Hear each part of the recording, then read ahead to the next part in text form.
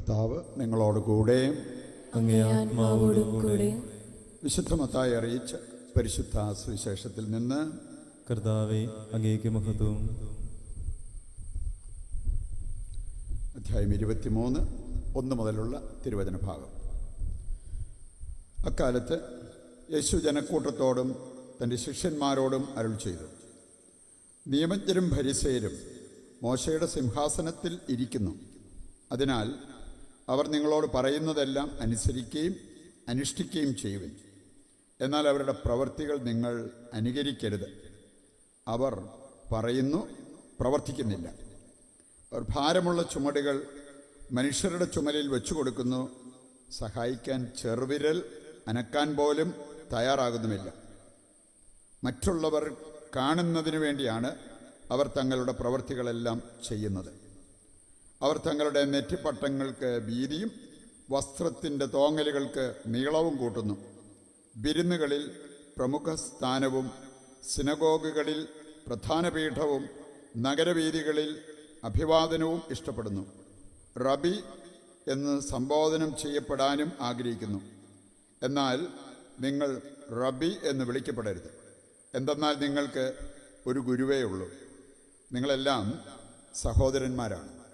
ഭൂമിയിൽ ആരെയും നിങ്ങൾ പിതാവെന്ന് വിളിക്കരുത്. എന്തെന്നാൽ നിങ്ങൾക്ക് ഒരു പിതാവേ ഉള്ളൂ, സ്വർഗസ്ഥനായ പിതാവ്. നിങ്ങൾ നേതാക്കന്മാർ എന്നും വിളിക്കപ്പെടരുത്. എന്തെന്നാൽ ക്രിസ്തുവാണ് നിങ്ങളുടെ ഏക നേതാവ്. നിങ്ങളിൽ ഏറ്റവും വലിയവൻ നിങ്ങളുടെ ശുശ്രൂഷകനായിരിക്കണം. തന്നെ ഉയർത്തുന്നവൻ താഴ്ത്തപ്പെടും, തന്നെ താഴ്ത്തുന്നവൻ ഉയർത്തപ്പെടും. കർത്താവിൻ്റെ സുവിശേഷം. ക്രിസ്തുവേ, അങ്ങേക്ക് സ്തുതി.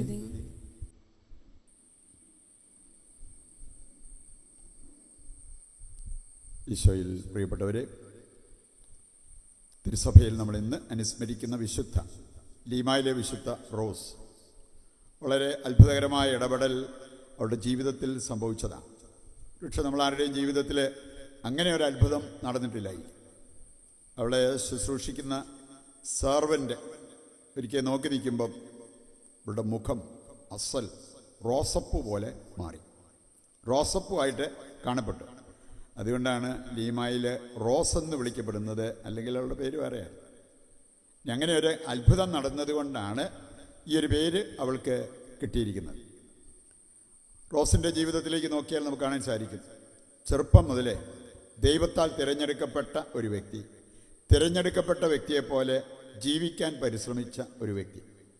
റോസിന് മനുഷ്യരെ മാനിക്കുന്നതിനേക്കാൾ ദൈവത്തെ മാനിക്കണം എന്നുള്ള ഒരു നിശ്ചയദാർഢ്യം അവൾക്കുണ്ടായിരുന്നു. അതുകൊണ്ടാണ് മനുഷ്യപ്രീതി നോക്കി ഒന്നും ചെയ്തിട്ടില്ല. മനുഷ്യരവളെ പ്രശംസിക്കാൻ വേണ്ടി അവളൊരു കാര്യവും ചെയ്തിട്ടില്ല.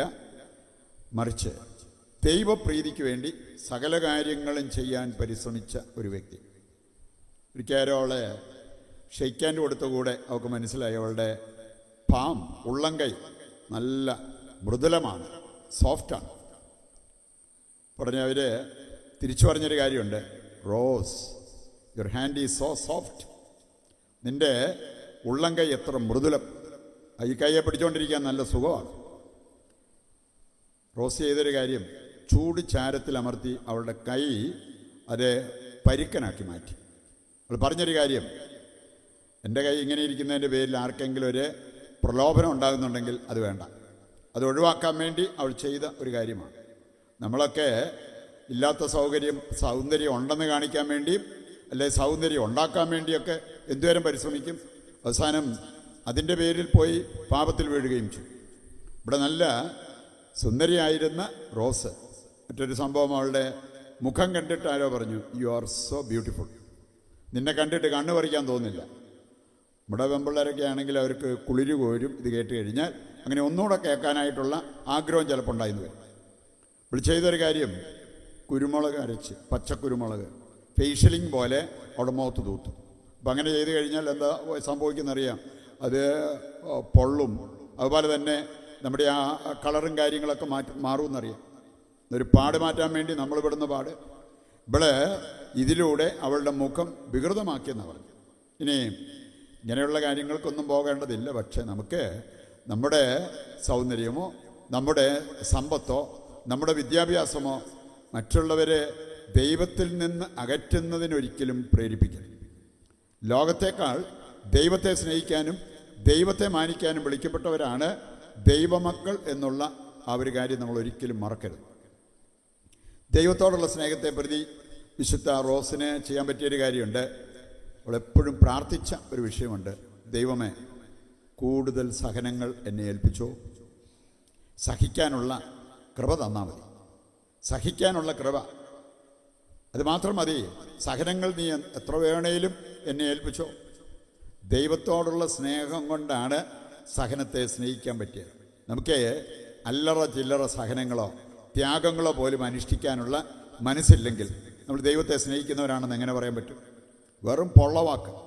പലപ്പോഴും നമ്മുടെ സംസാരങ്ങളും നമ്മുടെ പ്രാർത്ഥനകളുമൊക്കെ പൊള്ളയായ പ്രാർത്ഥന, പൊള്ളയായ സംസാരമായിട്ട് മാറിയെന്ന് വരും.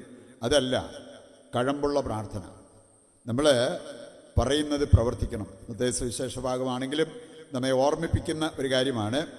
ഫരിസേയരും നിയമജ്ഞരും അവർ ഒത്തിരി കാര്യങ്ങൾ നിങ്ങളെ പഠിപ്പിക്കുന്നുണ്ട്, പറയുന്നുണ്ട്, നിഷ്കർഷിക്കുന്നുണ്ട്, ഒക്കെ ചെയ്തോളുക. പക്ഷെ അവരെ അനുകരിക്കാൻ പോയേക്കണം.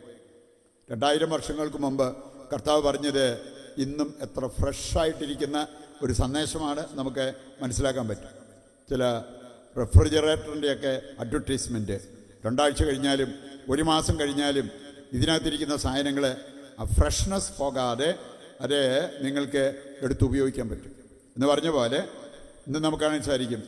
എത്രയോ പേർ പറയാറുള്ളൊരു കാര്യം, ഞാൻ പള്ളിയിൽ പോകാറില്ല, കാരണം സഭ ശരിയല്ലെന്ന്. ഞാൻ സംസാരിക്കാറില്ല, എന്താ കാരണം? അച്ഛന്മാരും പത്രാന്മാരൊന്നും ശരിയല്ല. അങ്ങനെയൊക്കെ പറഞ്ഞ് ഇന്ന് ഇങ്ങനെയുള്ള കൂദാശകളിൽ നിന്നും പ്രാർത്ഥനയിൽ നിന്നും ബലിയർപ്പണത്തിൽ നിന്നൊക്കെ വിട്ടുനിൽക്കുന്ന വ്യക്തികളില്ലേ? കർത്താവ് പഠിപ്പിച്ച എന്തായിരുന്നു? നിങ്ങളവർ പറയുന്നത് കേൾക്കുക, അനുസരിക്കുക, പക്ഷെ അവരെ അനുകരിക്കാൻ പോകണ്ട. കാരണം അവർ പറയുന്നത് പ്രവർത്തിക്കുന്നില്ല. പറയുന്നത് പ്രവർത്തിക്കുന്ന വ്യക്തികളുണ്ട്. സഭയിലെ നേതാക്കന്മാരെ നമുക്ക് കാണാൻ പറ്റും. അവരെ നമുക്ക് അനുസരിക്കാൻ പറ്റും, അനുകരിക്കാൻ പറ്റും. ഇനി പറയുന്നത് പ്രവർത്തിക്കാത്തവരാണെങ്കിൽ അനുസരിച്ചോളുക, പക്ഷെ അവരെ അനുകരിക്കേണ്ട എന്നുള്ള ആ ഒരു സന്ദേശമാണ് കർത്താവ് നൽകിയിരിക്കുന്നത്. ഇന്നത്തെ ആദ്യ വായനയാണേലും നമ്മുടെ സ്നേഹം കഴമ്പുള്ള സ്നേഹമാകണമെങ്കിൽ എന്തു ചെയ്യണം? അങ്ങനെ ഒരു സ്നേഹത്തിൻ്റെ ഉടമയായി മാറിയാൽ നമ്മുടെ ജീവിതത്തിൽ ഉണ്ടാകാവുന്ന നേട്ടം റൂത്തിൻ്റെ ജീവിതത്തിൽ നമ്മൾ പഠിക്കേണ്ടതാണ്. ഒബാദിയ 1:15 പറഞ്ഞിട്ടുണ്ട്, നിന്റെ പ്രവൃത്തി നിന്റെ തന്നെ തലയിൽ വന്ന് വീഴും. നമ്മൾ കാണുകയാണ് ബോവാസ് പറഞ്ഞൊരു കാര്യം, നീയേ നിന്റെ മാതാപിതാക്കൾക്ക് വേണ്ടി ചെയ്ത കാര്യം, കഷ്ടകാലം, ദുരിതം, ക്ലേശം ഇതൊക്കെ വന്നപ്പോൾ നീ എങ്ങനെ അതിനെ എടുത്തു എന്ന് ഞാൻ കേട്ടിട്ടുണ്ട്. അതുകൊണ്ടാണ് നിന്നെ എൻ്റെ ഭാര്യയാക്കാൻ പോലും ഞാൻ തയ്യാറാണ്. അത് വലിയ ഒരു പ്രിവിലേജാണ് റൂത്തിന് കിട്ടിയത്. നമ്മളും ദൈവത്തെ സ്നേഹിച്ച് അത്യാഗോജ്വലമായിട്ടുള്ള ജീവിതത്തിലേക്ക് നമ്മൾ വരുമ്പോൾ ദൈവം നമ്മളെ എത്രമാത്രം സ്നേഹിക്കും, അനുഗ്രഹിക്കും എന്നുള്ളതിൻ്റെ ഒരു സൂചനയാണ്. റൂത്ത് 1:16 വായിച്ചാൽ അവൾ വിളിച്ചു പറഞ്ഞൊരു കാര്യം, അമ്മയുടെ കഷ്ടപ്പാടും ബുദ്ധിമുട്ടും കണ്ടിട്ട് അമ്മയിൽ നിന്ന് ഓടിയകലാനല്ല എനിക്ക് തോന്നുന്നത്, കൂടെ നിന്ന് സഹിക്കാനാണ്. അമ്മ ജീവിക്കുന്നിടത്ത് എനിക്കും ജീവിക്കണം, അമ്മ മരിക്കുന്നിടത്ത് എനിക്കും മരിക്കണം, അമ്മയെ അടക്കം ചെയ്യുന്നിടത്ത് ഞാനും അടക്കം ചെയ്യപ്പെടണം, അതാണ് എൻ്റെ ആഗ്രഹം. അതിൽ നിന്ന് വ്യത്യസ്തമായ ഒന്ന് എന്നോട് ആവശ്യപ്പെടരുതേ എന്ന് കെഞ്ചി പറയുന്ന, സഹനമേറ്റെടുക്കാൻ തയ്യാറായി നിൽക്കുന്ന റൂത്തിനെ അവിടെ കാണാൻ പറ്റും. എത്രമാത്രം ദൈവം അവളെ അനുഗ്രഹിച്ച് അവൾക്ക് എത്ര നല്ലൊരു ഭാവി നൽകി എന്നുള്ളത് ഈ റൂത്തിൻ്റെ പുസ്തകം 1-ാം അധ്യായം നമ്മെ പഠിപ്പിക്കുന്ന ഒരു കാര്യമാണ്. നമുക്ക് ഈ സന്ദേശം ഉൾക്കൊണ്ടുകൊണ്ട് ജീവിക്കുവാൻ വേണ്ട കൃപയ്ക്കും അനുഗ്രഹത്തിനുമായിട്ട് ഈ ബലിയിൽ ദൈവത്തോട് പ്രത്യേകം പ്രാർത്ഥിക്കുകയും ചെയ്യാം.